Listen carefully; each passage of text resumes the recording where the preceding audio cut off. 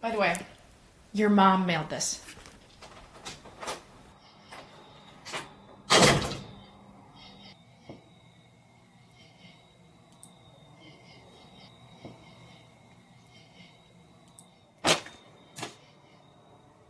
My mother's knick-knack crystal hammer gleamed by the silver tray. "Oh, pick me up and play with me," I heard the hammer say. I tapped it on the silver tray. I tapped my sister's kitty. "Put that thing down," my mother yelled. "It's not a damn play pretty. Oh, I'm a hammer. Work with me." The wicked hammer goaded.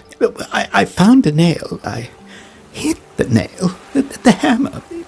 It exploded. The doctor stitched my hand and face and screwed up my right knee. My mother gave me good advice. The hammer lied to me. The hammer said it was a tool, although it couldn't hammer. The better hammer was my mum, who hammered me. God damn her. If I was hanged in the highest hill, I know whose love would follow me still. If I were drowned in the deepest sea, I know whose tears would come down to me. If I were damned of body and soul, I know whose prayers would